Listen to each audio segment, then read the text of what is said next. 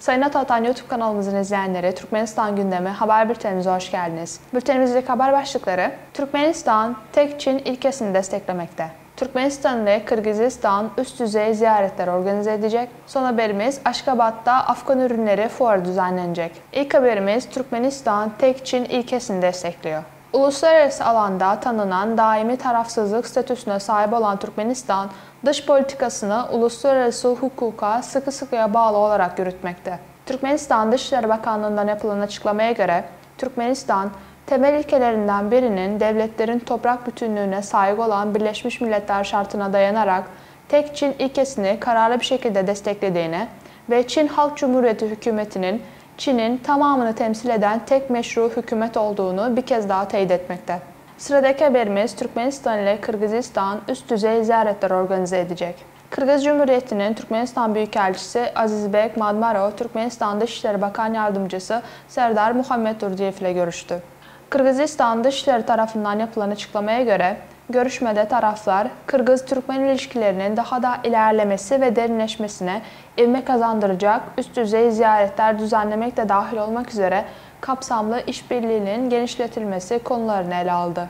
Taraflar, ekonomik ortaklığı daha da geliştirmek amacıyla hükümetler arası Kırgız-Türkmen Ticaret, Ekonomik, Bilimsel, Teknik ve İnsani İşbirliği Komisyonu'nun önemli rolünü ve komisyonun bir sonraki 6. toplantısının yapılmasının ve daha önce varılan kararların uygulanması konusunda anlaştılar.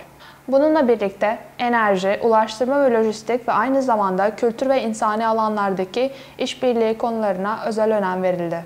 Taraflar ikili ilişkilerin daha da derinleştirilmesi yönündeki kararlılıklarını yenilediler ve düzenli temasların sürdürülmesi konusunda anlaşmaya vardılar. Son haberimiz, Aşkabat'ta Afgan ürünleri fuarı düzenlenecek.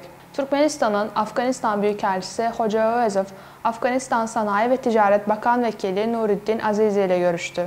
Afganistan Sanayi ve Ticaret Bakanlığı'nın açıklamasına göre, toplantıda Afganistan'ın Türkmenistan'a ihracatında artış olduğu belirtildi.